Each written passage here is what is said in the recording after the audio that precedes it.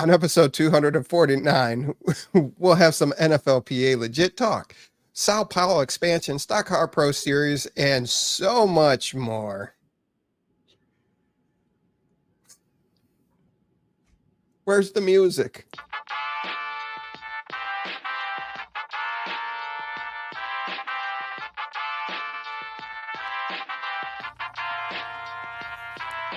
The UPX Podcast with the property expert. If it's happening in Upland, it's the place you want to check first. With your host who's stupid to win and thank me later. Bringing the strategy, news, and cool charts with all the data. This is Upland, where the metaverse goes down. Genesis, San Fran, to Rio, and all around. Don't miss a week, you never know what they'll say next. It's the Upland Property Experts, baby, UPX.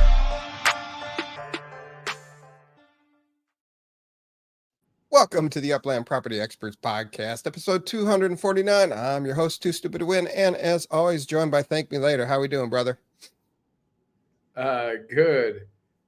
Sorry, I got distracted. Also, the fact that it's like that intro, like, where's the music? Like, I want that to be part of the intro now. Where's the music? Maybe I'll have my kids record that. Oh, yeah. Yeah, 249. I don't know why. That sounded cool, too. What up? Episode 249 in the house. No whiskey, Jim. Tonight. Thank you. Thank you for calling that out. I am trying. Sparklet. You know, I got really lucky on the Sparklet drop. And so I've been wanting to put it to work. It's a significant amount of assets. And so, yeah, after I got my badge, shout out to Rodrigo for helping me get my unique unit badge by telling me a bunch of things that I can build. And now I am popping up some apartments along our Northumberland track. Check that out in Nashville, Tennessee, the official URL track of the UPX Podcast. No whiskey. We had a whiskey emergency. My wife drank the last glass of whiskey tonight while I was at Meet the Teacher night, and I came home and shoveled my food and came in here and went to pour my whiskey, and I'm like, where's the whiskey? She goes, I know, we're out. There was only one glass left. I'm like, thanks. She goes, but we have wine. I go, I don't drink wine. I go, you drink wine. I don't drink wine. I'll have an occasional glass with her at dinner, but, you know, I go fall asleep in the middle of the show. But she drank the whiskey. I didn't have a chance to go to the store because we had this show. So no whiskey tonight. It was bad whiskey management. And I'm not tapping into my nice bottles. So it wasn't that bad. There you go. No divorce. Like, would you expect any less cheese to have a whiskey wife? Whiskey wife, whiskey life. Yeah. Oh, Jonathan Sawyer. He'll be our guest next week. So hopefully his connection's better next week. He'll be on Talk Next. Why are we bringing him on? To Talk Next World. What's so special? Oh, no. Jesus. So we're about to kick off another. You're not Upland. worth the nice bottle too. Dang, jeez, that hurt. We're about to kick off the 5th season of the Upland Fantasy League, and TML will not win it, so we're good.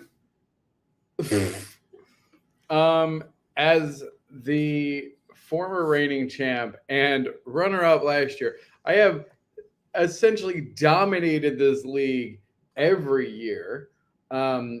You came in dead last, which I think you came in last the last 2 years running.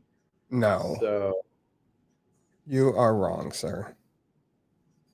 Mm-hmm. Uh-huh. Let's see here. Upland Fantasy League. Overview.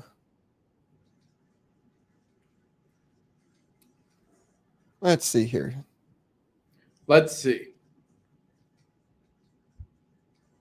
Standings. Really, for your numbers, it should be called laying downings. Really? That's what you got. Sitting sounded weird. I was killing the fantasy football thing, then I completely forgot about it halfway through. I got squirreled. Yeah. To Ronald to JJ all day. We're not talking politics, JT. I don't know what any of those words mean. All I know is I got to get my boy Kelsey and my boy Jay Burrow. Those are my two. Those are my top two. Good for you. And if you want to know why, because I'm a Swiftie fan, and so I got to get Kelsey. And then Jay Burrow crushed it for me last time I had him. So even though I didn't know his name for like most of the season, which was hilarious. No, you legit. Isn't Kelsey old? If he's not, he looks really old. Kelsey is old. Well, young enough to snag Taylor Swift. He must She's be doing old something too. right. She is old too. Have you watched Eras on Disney Plus? Are you kidding me? She is. Whoo. Yeah, that's filters and makeup and stuff. And stuff. Yeah, but young enough to be in fantasy football. Not young enough. I don't know. I don't know nothing about fantasy football. I'm just really good at it. He's going to go on the field with a cane? I mean, I feel like that would be a strategic advantage. Whoa, what are you guys considering old? Thank you, Happy Jack. Put some perspective on we're talking old for football. Old for also football. Do y'all remember when Upland had a proper merch shop? Did it disappear? I haven't checked that in a while. They only have like two basic items now. Really? Yeah, it's really kind of sad. What do they have left? It's just like the basic Upland things. They're definitely not putting any new stuff up, which makes like all the mugs and things. I have them all somewhere. That was just one of them. Like I was like that's now Upland collectibles. There used to be all kinds of stuff you could get there. They used to do stuff for each city for a while, but I don't think it did very well. I don't think it did very well.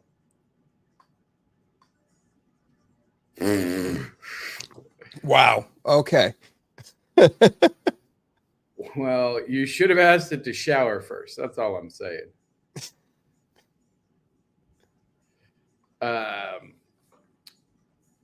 Yes. So Upland merch. Also, I was going through some old screenshots of like Upland, and you know what? Maybe we should do a Twitter contest. I would love to see what is your first screenshot you ever took of Upland. I can't be the only person who's ever like taken a screenshot of their game, or I found hundreds of pics when I was originally hunting San Francisco, and I made a list of all the ones before we could actually do the database search. I have about 100 pictures of unminted one properties in San Francisco, and also like weird, like 666 Montreal Avenue or 420 Pope Street and stuff like that. I'm too lazy to look for screenshot. All you got to do is this. It's not much different than flicking the bean. You just go a little bit further. Jeez, you are on a roll today. And you said it with such a straight face. That was an instant thought. I sold you one Gaylord. I believe it. Not sounding too lazy. I don't know. Just put it next to your vibrator. See if it auto selects. I don't know what to tell you then. Oh, Jesus. Almost got a proper spit take out of Jim on that one. We got a subscribe. What happened there? What did you use Upland's AI program to get that graphic? Jeez, That was spelled wrong, Rock, if you didn't know. Not with his accent, it sounds it's more of a threat. Or I prison shank you. Yeah, exactly.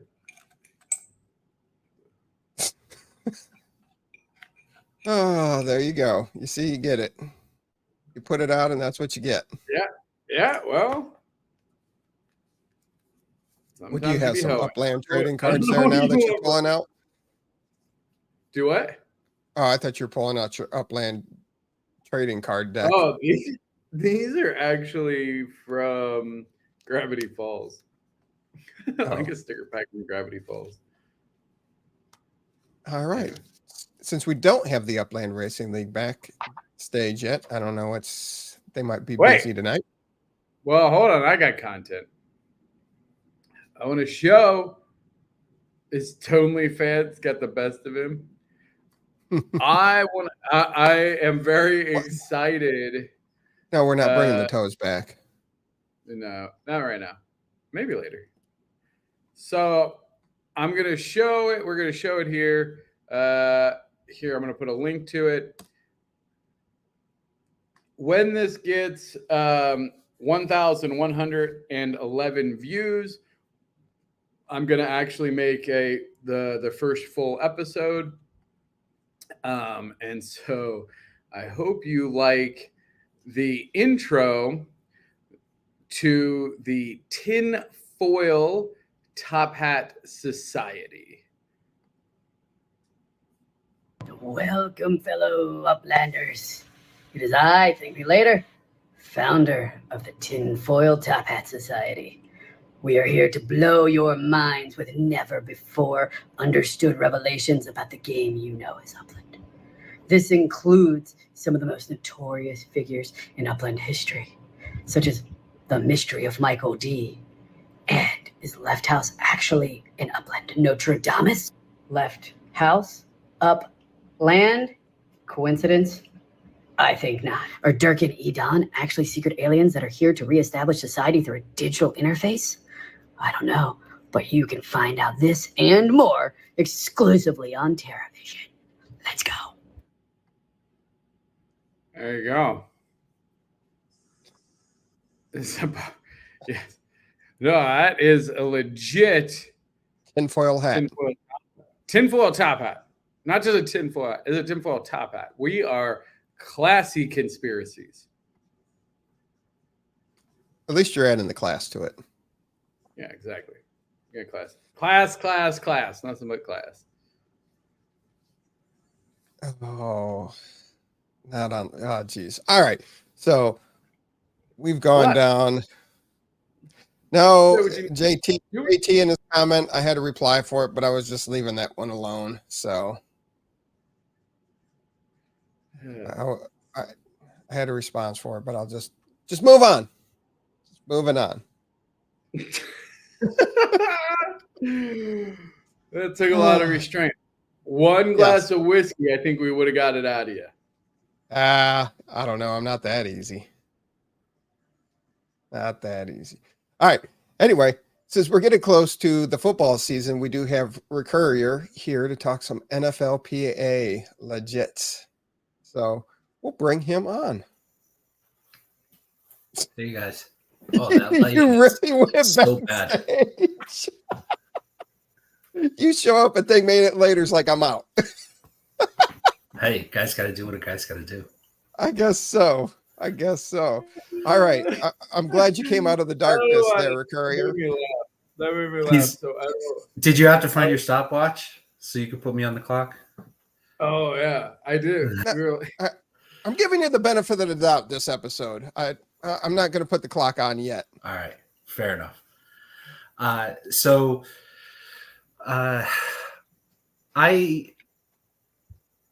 been in the NFLPA stuff since the beginning. I got really heavy into it last year, and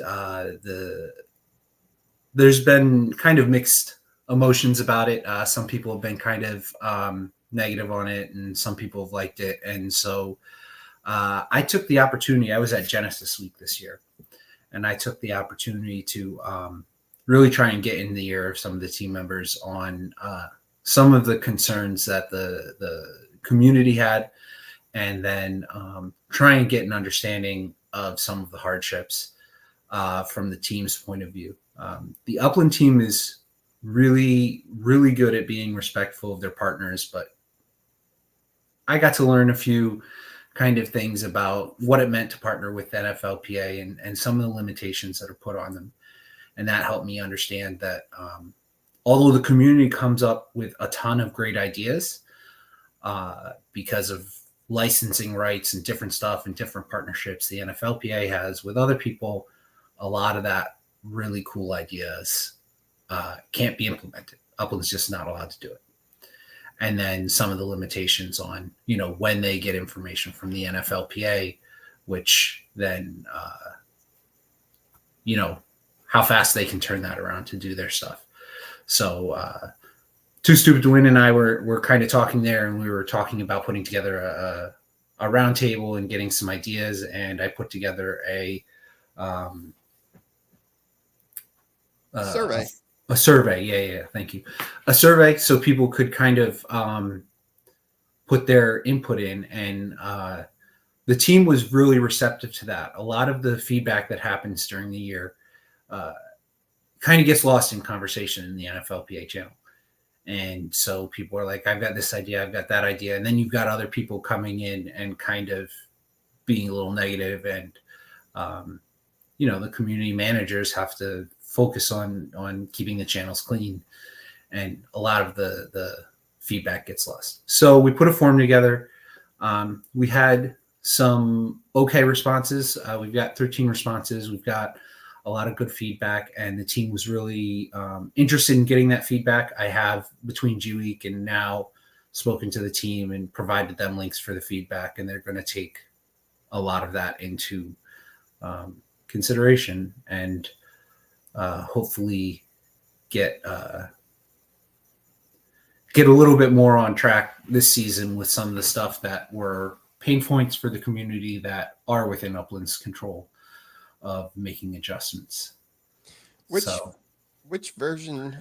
So we've had last year they changed the way that they sold the NFLPA legits. Did you like the new way they did it or the old way that they did it? I think it's a mixed bag. I, along with a lot of people from the community, were kind of sad to see the functionality of having to go to the locations and the stadiums mostly go away. You could still get there to just kind of bulk buy some legits for those teams, but there wasn't as much interactivity about it. But the feedback on the passes as a whole was pretty positive. People kind of thought like, oh, it'd be cool if these passes were more like packs. And maybe instead of how they sold the essentials and the other stuff separately, it was like, okay, you open a pass and you get a handful of different essentials plus something from, that team, or maybe just make those passes a little bit more interesting of an experience when you open it. And last year when they introduced the passes early on, how many weeks was it where people were trying to really gouge each other? And then after a while, it kind of filtered out. Could you walk us through how last season rolled out with the pass introduction? I would say the first month or so, they sold out really fast, and then people were putting like tremendous markups on them. And then once the game balls came out for any given pass, the market would dry up a little bit, but people would say, well, I spent all this money trying to flip it, I'm not going to sell it. And so More Cheese is saying, I wish you could sell them unopened. So you can sell the passes without opening them. So that's how it's done now. She was talking more where you wouldn't have to open the packs at all. So when you buy one of the packs, instead of, hey, your package has arrived and it opens it for you, you could have it in an inventory to open at a later date or resell the pack itself. Not the pass, but just the overall bundle that you'd purchase. Oh, yeah, I guess so. I kind of see that as like selling the pass is like selling the pack. But I really think it would be cool, and I think some other people thought it would be cool too if that pass had a handful of things in it, not just one, because the pass values were really super dependent on if the game ball came out. And then some of the teams, I'm a Giants fan. Unfortunately, we didn't have a great year last year. So there weren't so many game balls because the Giants didn't win that many games. And so then later on in the weeks when not all the passes were opened or not all the passes were bought, there were 20 passes per team, say 10 were bought, 8 were opened, a game ball might have not come out. And for a team that only had 3-4 game balls on the whole season, for it to not come out on a given week was definitely a pain point for some people. And that feedback made it into the forum that they'd like to see a different way that the game balls came out. And also it was a little bit, their announcement of how the game balls would get sent out alluded to the idea that whoever had the highest fan scores would have a much higher chance of getting the game balls. And then over the course of the season, it turned out that having the highest fan score gave you a slightly better chance, not a significantly better chance. And some people felt that they were a little disillusioned with that. Did you end up getting a Giants badge for being the top score collector or were you the top fan for the Giants, or did you get beat out by somebody? I was number 2. There's one other guy, and he and I actually have some kind of friendly rivalry going, that we are both going after Giants, and we kind of went back and forth on the season, and then I did some big buyouts and got ahead, and then he made a last minute push to get ahead of me, which not only pushed me to number 2 for the Giants, but also pushed me out of the top 10 for the truck. So I was a little bitter. Yeah. It was a tough end of the season for me. I think I ended up like 12 and number 2 for the Giants. Okay. Yeah, because the NFLPA community, when they first came out, everybody was just buy. And it kind of died off, but there's still a resilient community around it. Yeah. I mean, there's a lot of people with mixed feelings. There's a lot of people that put a ton of money in and very much consider it an investment. There's other people that are playing it for the fun of it all. There's some people that are playing it for the competition, just want to be number 1 and aren't necessarily concerned with if they get rich off it or not. So there's a whole lot of different personalities. People just out there to win. That's my people. Or get badges like you. Yeah. For me, Upland is like Upland. Where the hell is our broadcast of the year badge? See, now we got him involved. You know, he's sitting back and then you say badges and his ears perk up. I will say that is the only thing, in my opinion, that NFLPA has going for it is the fact that it is full of badges. It is badge-tastic. Not enough for me to want to get into it because it is a sinkhole in every way that I can imagine. But and it's just not my cup of tea. So like, right. Honestly, it's all kind of a sinkhole. I just don't enjoy the NFLPA in general. Like, I figured you collect a bunch of Jason Burrow and then all the kickers you could find. I did do a little bit of that to some degree, but yeah. I think if you go into it and you've got a team and you're just like, all right, this is going to be fun. I'm just going to open some packs. I'm going to get some cards. You have some fun with it. You just buy the UPX packs and not like the USD packs. There's a way to have fun with it without getting super serious, but there's a lot. No, I buy packs. I buy definitely the UPX packs are always, to me, like that's always, I'll buy a couple. It's nice to have. And when NFLPA first came out, I did go pretty damn hard. I mean, I got a lot of the original stuff. I guess I am curious from your perspective, like, what is the replay value, or is it literally just like a season by season slugfest to prove who can spend more on a team, and then, you know, at the end of the day, like move on? Like, how, if you're viewing it as an investment, what is it in your opinion that's in the roadmap or you see as a future vision that's going to take it and make it more profitable, like the existing legits go up in value? So that's hard for me to answer because I don't think anything in crypto is an investment. You're not buying stock in a company. Oh, okay. So you're not in that camp. You're not buying as an investment. No. It's I thought you for said, sure it's a maybe. speculation. And people are speculating on it, just like you speculate on normal trading parts.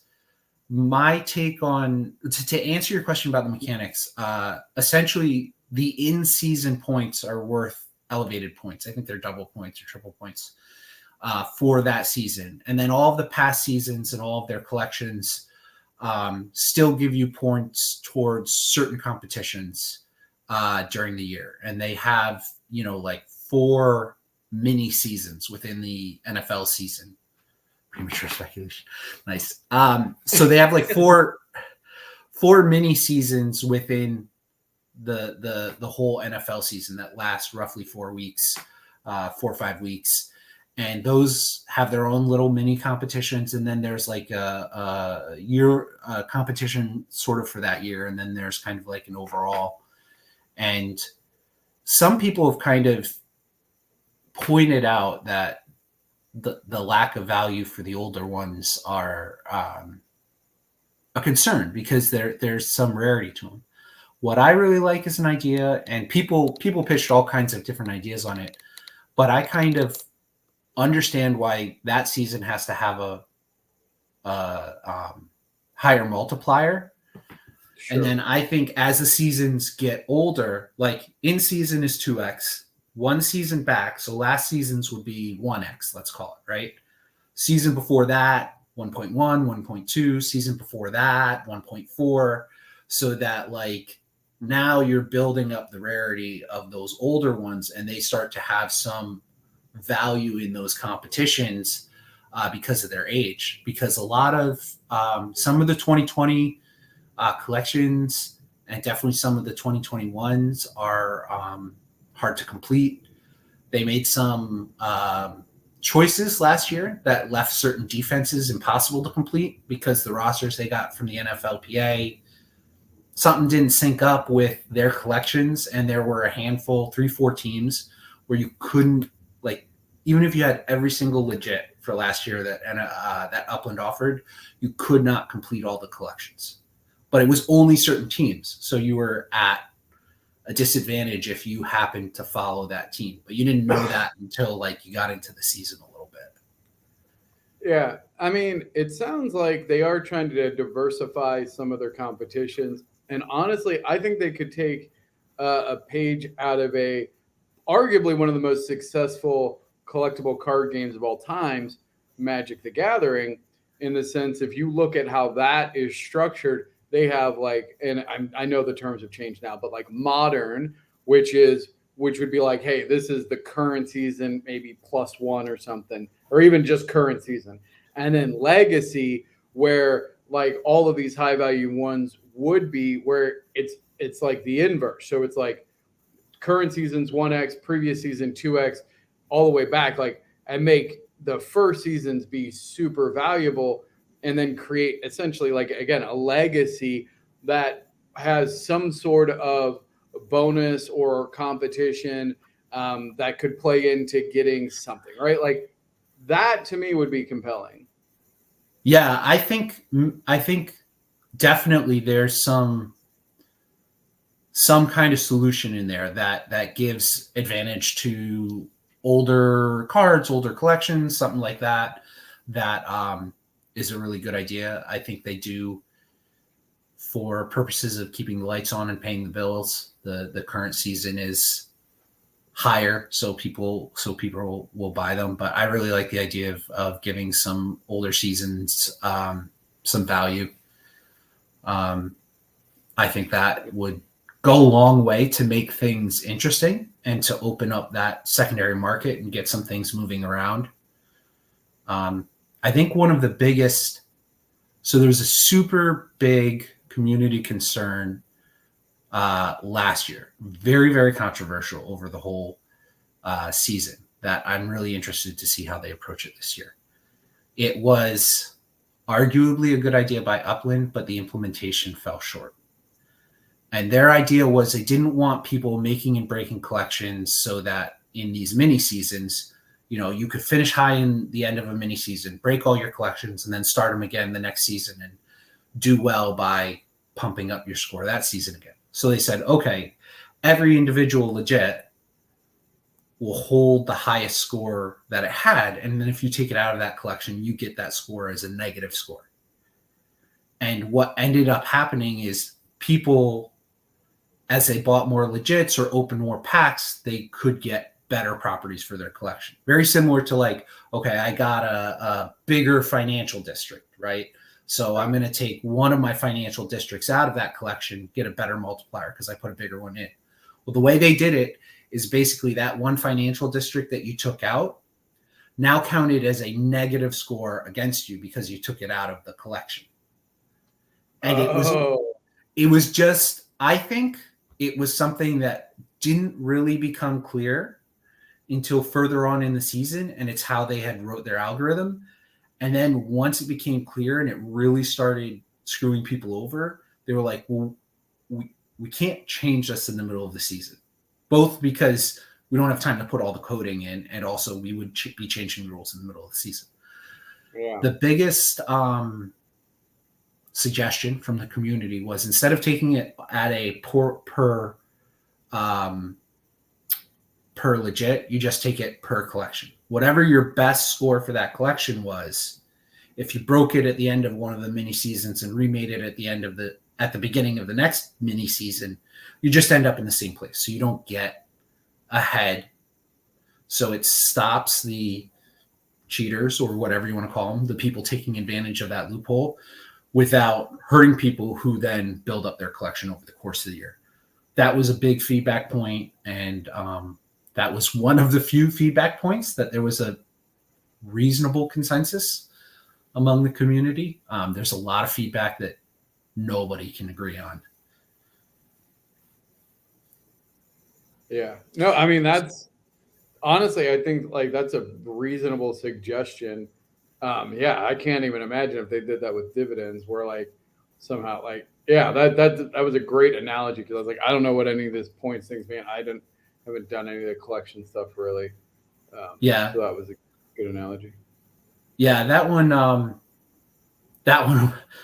was really painful for people, and how the game balls were handled were 1940s prisoner. That's good. I like how every time I stop talking, you guys are used to me, and then you just sit there and look at me as like, oh, he's actually done talking. We can talk now. No. Yeah. Oh, go ahead. We just did it. Perfect. Too stupid. Go ahead. I was going to say, knowing from what you learned at Genesis Week and the discussions you've had with the Upland staff, what is the one thing that you would make better with NFLPA? So I have a very specific nitpick, and I beg them to change this, but it's only is it with your balls? Not with my balls. My balls are fine. So in New York and Los Angeles, both the team names are just New York, Los Angeles, because they can't use the actual team names. Right. And then in New York, all of the sorting and all of that stuff in the game, it just mixes Giants and Jets together everywhere. And so that is really annoying. It was even harder for Los Angeles because Los Angeles's main colors, both of them is blue.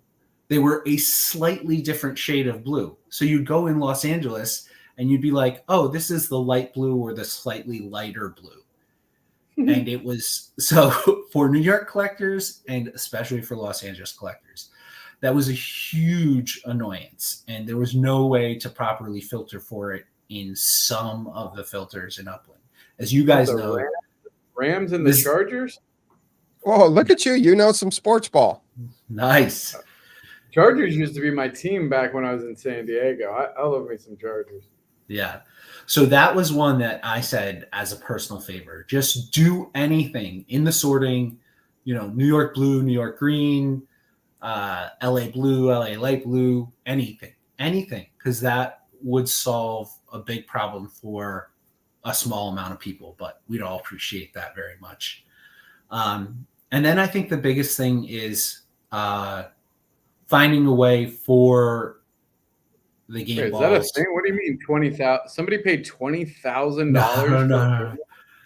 So the first year when they were selling individual game balls, they put up the Super Bowl or the big game ball for like 20 grand or something, and nobody bought it.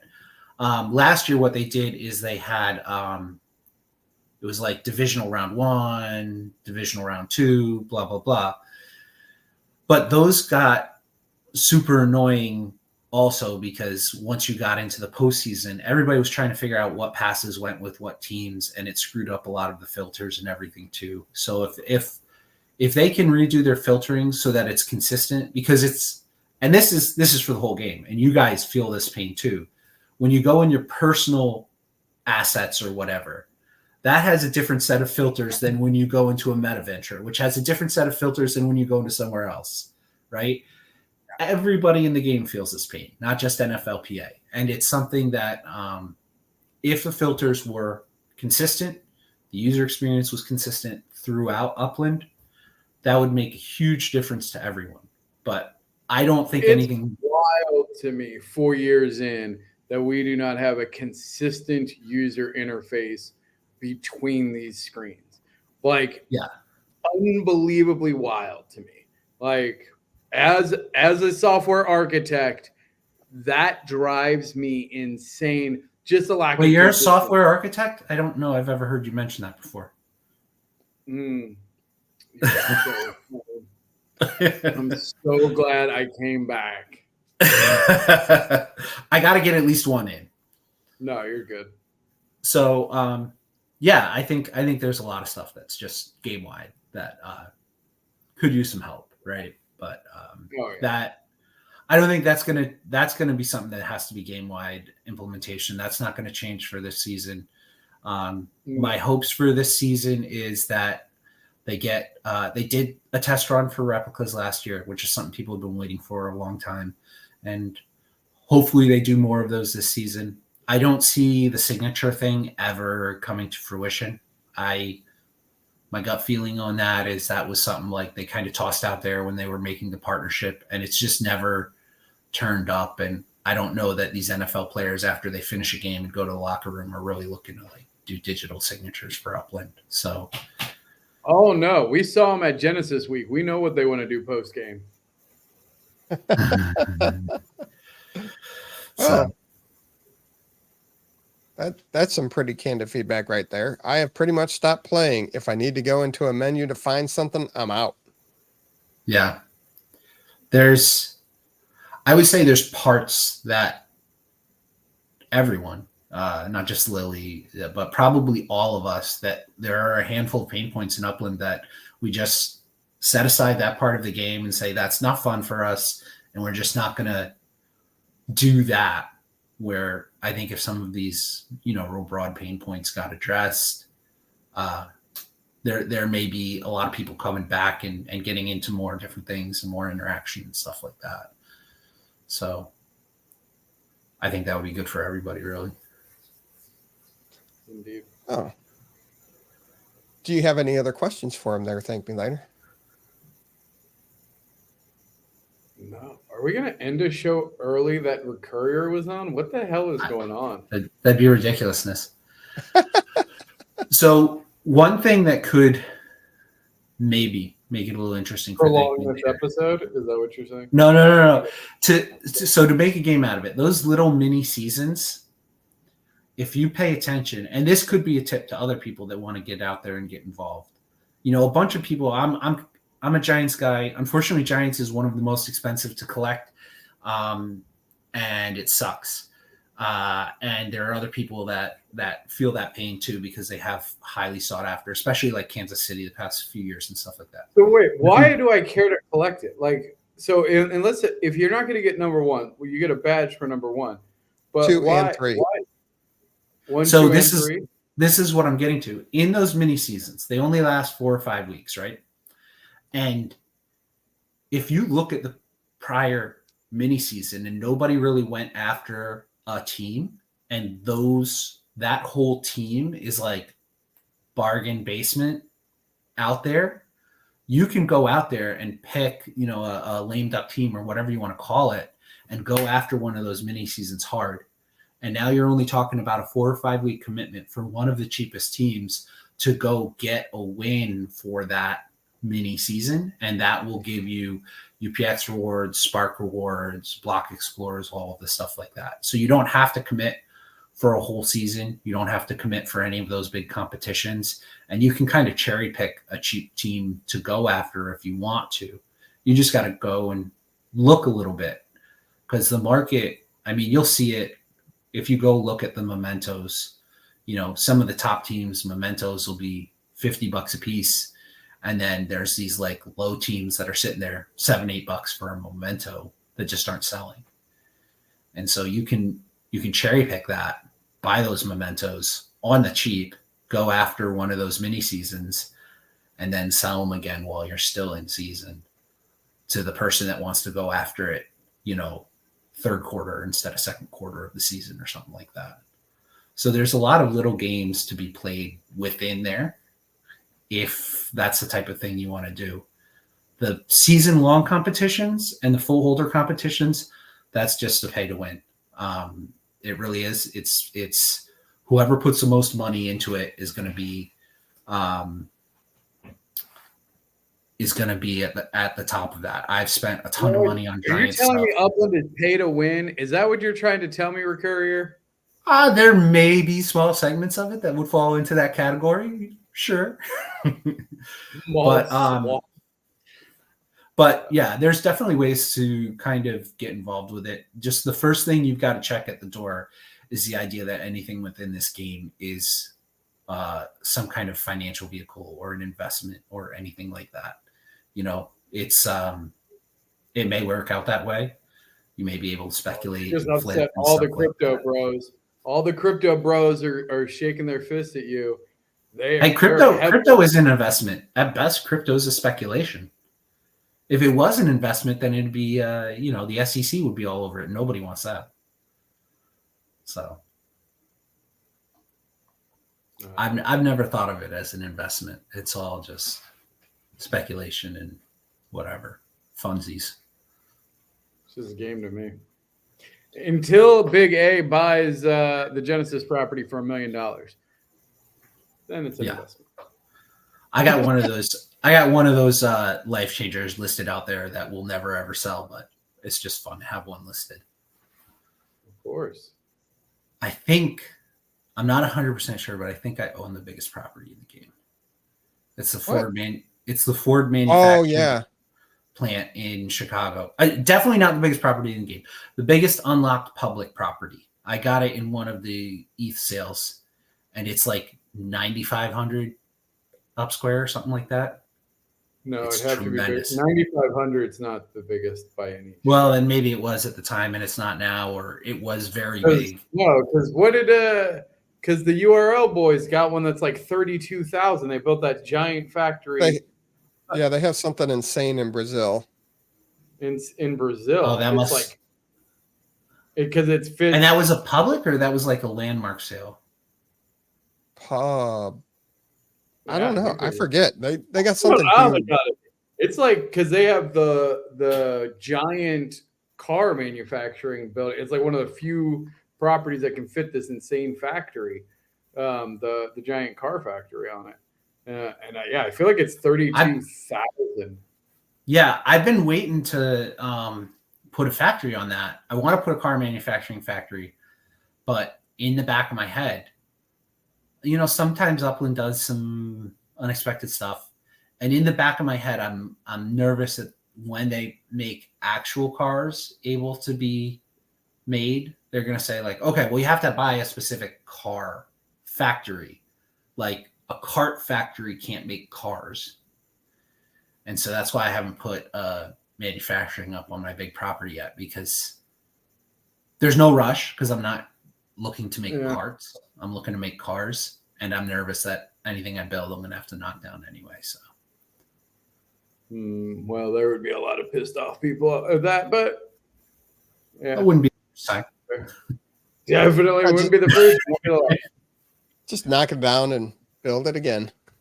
Yeah, there's one or two properties I've ended up having to do that. I think I bought one with a building that was backwards, and it just bugged me. So I knocked it down and rebuilt it. And I've got one I have a little mini side project I'm working on that I might knock down a building and put something else on. But I need certain map assets that might be targets for our doggy friends, like fire hydrants and signs and stuff like that. So I don't know. I got an idea for that. Nice. Yeah, I see the trolls popping up too. Some of them are good. The planes is they made such a big deal about planes at Genesis Week, and then I forgot about planes. So there's got to be something coming with that before the end of the year, right? I mean, I feel like they've got to do something. Though the totems kind of came out of left field. It's like we're going to pretend totems don't exist. Oh wait, Totem Season 2's here. Ah, crap! I forgot to feed some totems tonight. Son of a monkey.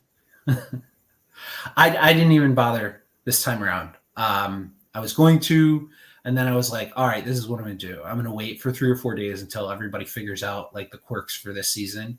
And then I'm going to do my research, and then I'm going to just jump in with 1 or 2. And I never got to it. And I'm kind of happy I didn't. Like, that was a lot of work the first time around. So yeah, I feel like if I do another season, I'm going to get like 1, and I'll be like, okay, this will be my 1 pet. So it's not like a job, and it's kind of this little thing, and make sure it's like a 12-hour or 24-hour, and be like, okay, I'll do it for the 1. Now that right there is what so you know how they have the racing app, that would change the game. Now, unfortunately, totems being temporary, but like if they had a dedicated app where you would just like pull up your totems, and then I could like quickly feed them and interact with them like a set of pets in a really streamlined interface, I would be all about it. But having to like click, find them, scroll through these damn menus, do all this crap, like, no. It all comes down to the menus, man. Sorting, filtering, and menus. That's why you put them on a property, and you all on one property, and you just go to the property and feed them that way. And then I just click on all these tiny little things on my phone until I want to gouge my eyes out. Yeah, no, You zoom in. Dude, some of the guys that have like 40 of them going, I don't know how they do that. That's like a full-time job. It's amazing. I think I had 7 the first time around, and I murdered so many of them. Not intentionally, like TML, where he's like, yeah, totem genocide, let's do it. But I'm like, awaken with your protem, now die. Yeah. I legitimately tried and screwed up a lot, and even had like the cheat sheets and went into all the discords, and then got to the point where I was like, oh, I have the answer. I have to do exactly this. There's no more thinking for me. I've just had to execute on this plan. I still couldn't do it. So totems are not my game. I've learned that. I need something that I can kind of take a day or 2 off when my life gets busy and come back to it, and I haven't lost anything. Right. Yeah. It's too finicky. Yeah. But I'm sure there's some people out there, like once they get it sorted out and it is actual living things and pets, and you can have an upland dog, you know, people will think it's cool. Sure. No, but totems, when they die, it's the end of that cycle. You don't lose a map asset. So yeah, I didn't even go in on this cycle. There's 3 more cycles after this that minimum, in theory, I can go after if I want to. But I'm also really not sure how Protom and STEM is even going to work with all the changes that happened to Spark, to Sparklet, and the 1001 division and all that stuff. I tried not to get too speculative on stuff, because whatever Upland is set up until now, you know, something may come along that affects their planning. And things might be a little different. So Upland make a change to their plan? Never. I'm still waiting for my 4-man squads that were promised. Remember that? the squad. They're like, get your teams together. We're gonna have 4-man teams at guilds and stuff. More team events would go a long way. I mean, you know, with Spud Wars, Mercy Banner came in second place, and there was so much interaction. There was more interaction during that and talking to other people and whatever than a lot since then. Some of the community, like trying to get the community collections for different Shout out to neighborhoods. Rodrigo driving a huge that volume in action. Yeah, that has a portion of it. It does. But it ends up, again, in a lot of ways being a pay-to-win scenario. Who can buy or rent the most Spark? Who can buy and move in the most map assets? And who's in that sweet spot, right? That 800 to 1,200 property sweet spot. Because the real tiny neighborhoods and the gigantic neighborhoods really, really struggle with that competition. Mercy Manor is just lucky that it's the right size, and we had some good momentum to poke the bear a little bit, as I know TML loves to do with Alamo Square.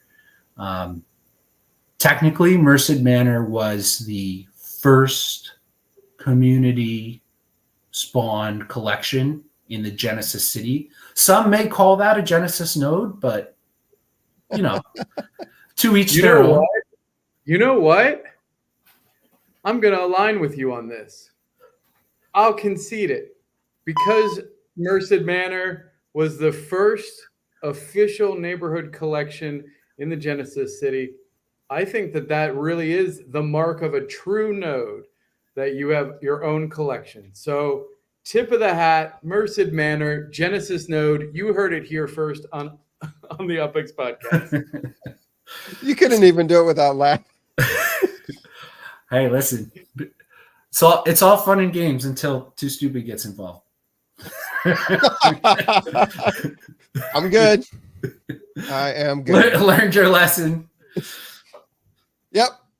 It took me a second. I forgot. I'm happy that I almost got you to shoot your drink out your nose. Yes. Yeah, that would have been a crowning that achievement. That was close. That was very close. I'm good. Yeah. All right. We got all water under the bridge, right? For some. There's another also run that got a collection. That's nice. So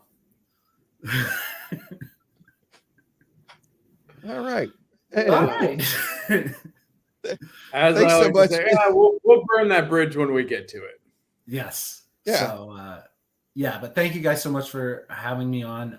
I think my one message and goal to everybody for NFLPA this year is like, let's focus on the positive. Do it. Oh, let's focus on the positive, because there were a lot of times last season I saw people come into that particular channel on Discord and be like, hey, what's going on with this? And then people were like, it's the end of the world. And a lot of potential, people to be involved kind of got scared off. And you don't even know how many people are lurking and, reading in on the negativity. That's a good point. Yeah, so I want to just focus on the positive, and then I'm going to put up at least one more, maybe a mid-season survey and an end-season survey or something, because the feedback I got from Upland is one of their biggest challenges collecting community feedback in a usable way. And I think that forum may be a good usable way. And so hopefully they'll pick up some stuff off of it in the off season, and maybe at the end of the year we can get participation again. What went good, what could be better, and try and team up with the Upland team to make the experience better for everyone, rather than just complain about it. That's the hope. Who knows? Yeah. Now, geez, at the time when Mars and I were doing the fantasy show on the weekend, they were actually running the what did they call that contest where you were acquiring fantasy points and the fire stats gave you a bonus, but then the NFLPA shut down anything fantasy related. So that's what kind of killed that show that we were doing there. Yeah, the fires still have a small role. There's a Yeah. certain number of collections that you can only do with certain fire ones, which Right. again is a pain as a Giants collector because we didn't get a lot of really great games out there. So picking up those fires was a challenge. And based on what I'm seeing preseason, we're gonna have another challenging season. But I would say, you know, if you want to dabble in the NFLPA stuff, just go and have a little fun. Don't go after the full season competitions. Don't even think about it unless you are looking to throw down some serious cash without the expectation.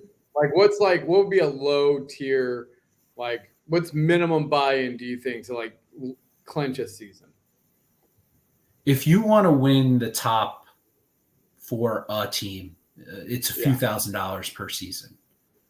Okay. And then from that, you'll get back not a few $1,000s in rewards. So it's for bragging rights, and it's kind of for the people that have a dedication for some reason.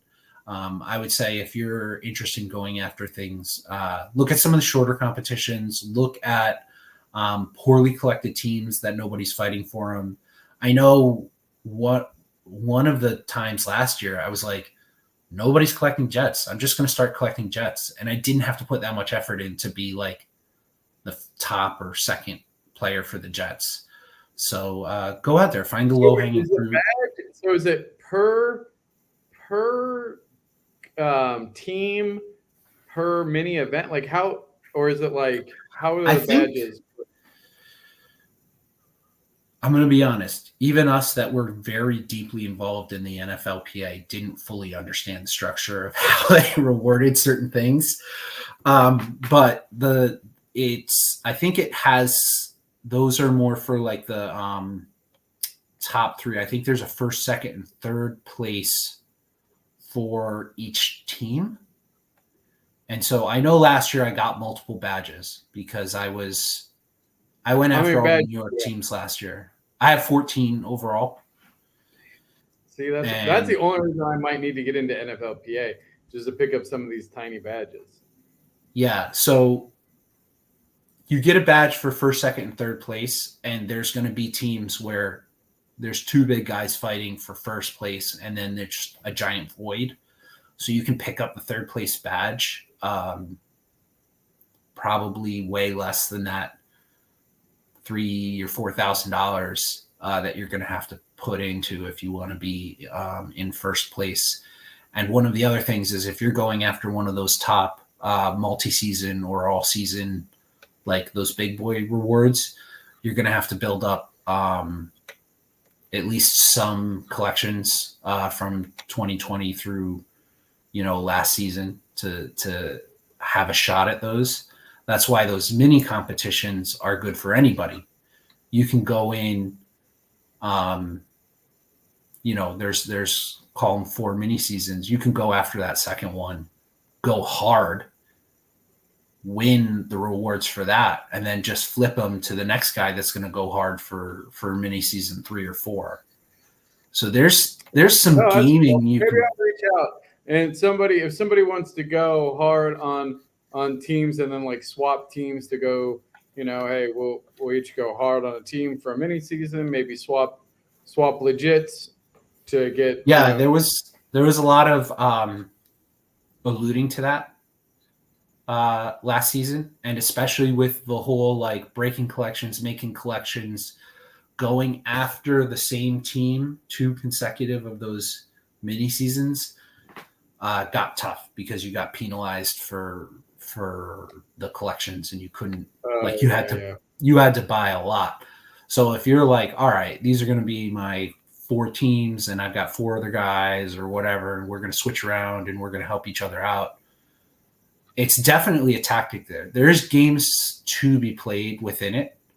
And I would stick to those smaller competitions unless you're pretty diehard and you're ready to put some big money in for the bragging rights. And to go after the truck, it's going to be big money. What I'm hearing is your recommendation is stick to the rivers and streams you're used to. Don't go chasing. There you go. All right. Don't go making phony calls, as Weird Al would say. Have you heard the Weird Al cover? Yes, I am very familiar. I've seen Weird Al several times in concert. He's one of my favorite artists of all time. Yeah, I've been through a Weird Al phase or two. So yeah, did you see the movie? Oh, with Daniel Harry Radcliffe? Potter. Yeah. Brilliant. Absolutely. It was so funny. Brilliant. It was so funny. Because he committed to the BS so hard.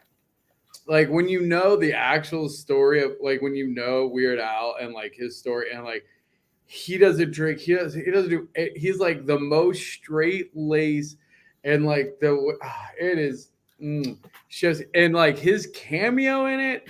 Oh, love it. Oh, I also think it's hilarious because he's like crazy tall, 6'3", 6'4", and Daniel Radcliffe comes up to like his nipples and is playing him. But it was I like that subtle head shake. Let's see, at least we didn't go for toenails, man. There we go. We're sticking on the top half of the body. Yes. Gotta keep it above the belt. All right. Thank you so much for taking time to join us this week. Really appreciate that. My fault for not getting the roundtable put together. With the kids going back to school, then me getting knocked out with a sickness for about 4 days, it kind of threw a monkey wrench in a bunch of stuff. So I do apologize for that, but we will get a roundtable together mid-season to see how the season's going and help you collect that information for Upland to make the experience that much better. God, I think it could be. You see fun. what you did? You see what you did? I think it could be fun after each of those, smaller seasons. Be like, hey, this is the wrap up for the first competition, how it went. Okay. But we'll see. Oh, Jesus Christ. Sorry for that. It has been months since those made an appearance. Months. Yeah. Well, at least gotta they're give the fully grown fans and well what they want. manicured. I don't know that the fans want that. I mean, if they've sat here for an hour listening to us talk about NFLPA, they'll pretty much stay here for anything, honestly. What's good for your toe is not always good for your soul. Hawk toe. That's good. Credit is needed there. That's solid. All right. I've taken up enough of you guys' time. Thank you for being so generous with your time. Thank you with your time. We understand how precious time is. So thank you for hanging out with us. Insight, honestly. I'm glad that we have somebody of reasonable mind and body to be able to talk about NFLPA. Last time we had somebody around in the show that did NFLPA. He was I miss him. I don't know what happened to him. Is he still around? Yeah. He is. He pops into the NFLPA channel from time to time and has thoughts. So he has thoughts. Yeah. So, but yeah, thanks for having me, guys. We'll see you again soon. Thank you. Talk soon. Take care, Courier. Bye. Bye. Oh, there we go. All right. Everything you want to know about NFLPA for the upcoming season. And I'm surprised we haven't heard an announcement with the season starting in a week. So we'll see. Hopefully soon we'll hear something. Ooh. Oh, wait, we already talked about. Are we streaming? We're streaming the draft on Sunday live? The draft will stream on Sunday. Yep. Did we announce that? They know we stream it. Well, I guess. I don't know. All right. I'll send them the links. So if they want to join and we'll stream it, that's fine. Made it late enough that. Who are you most of the sending the people are links? in I'm bed. talking to the people that are watching now. Oh, those people. I thought you meant the people playing. Obviously, the people streaming live. Do the audience know? Have you told the No. audience that we're going to be I have live on not. Sunday? God almighty. It's like, the first time we've ever done this show or something. Could be. Could be. be. But yes. Tune in Sunday night if you want to watch us talk Upland silliness and do some fantasy football drafting for the 5th annual Upland Fantasy League. Oh, did you ever get those stats so that way you could see how right I was and how badly you've done compared to me? Dude. Oh, no. How convenient. We've run out of time.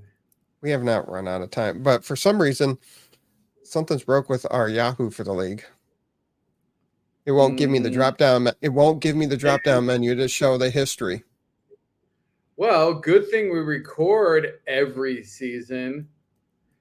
I'll give 30,000 UPX, 50,000 UPX for somebody to go through the previous recordings of the show to give us the season results of the last 4 seasons of the Fantasy League.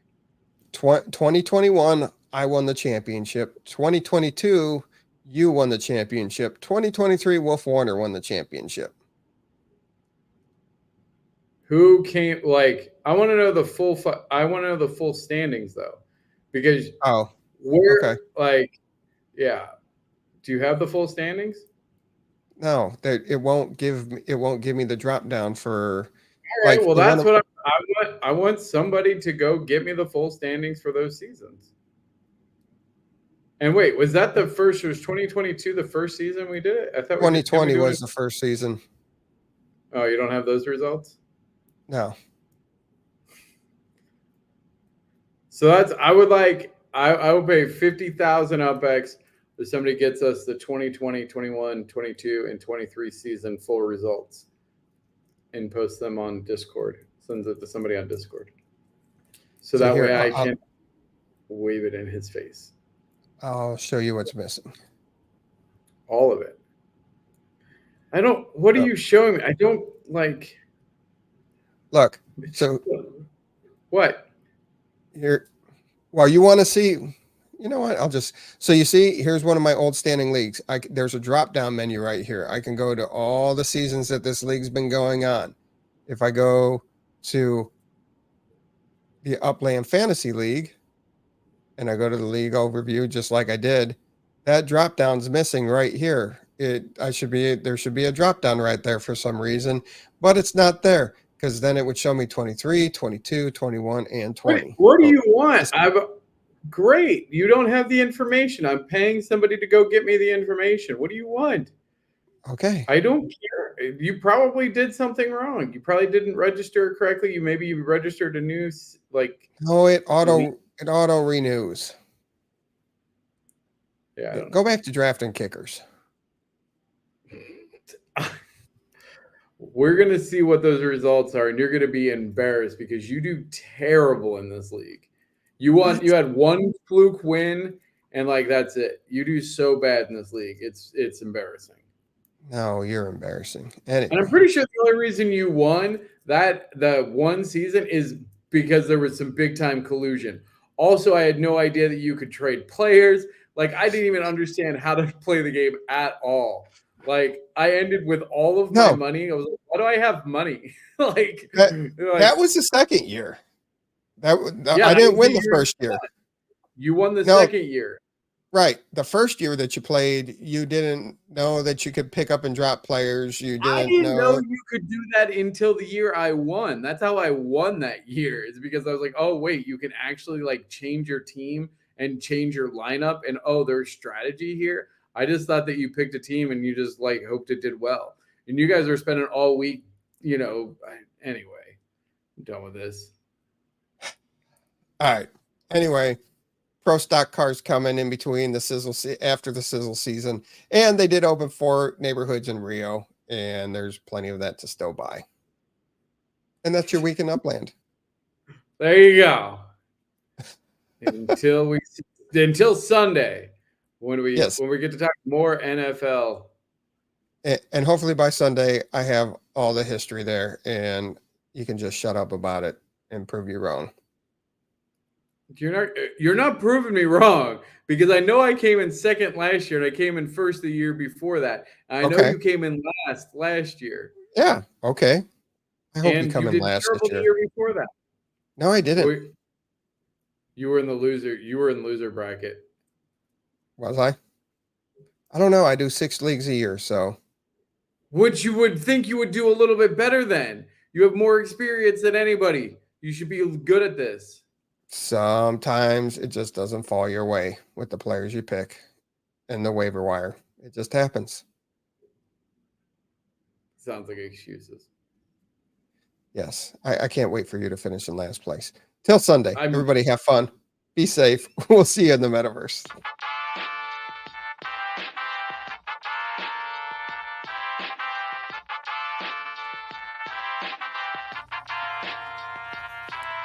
The UPX Podcast with the property expert. If it's happening in Upland, it's the place you want to check first. With your host too stupid to win and thank me later. Bringing the strategy, news, and cool charts with all the data. This is Upland, where the metaverse goes down. Genesis, San Fran, to Rio, and all around. Don't miss a week, you never know what they'll say next. It's the Upland Property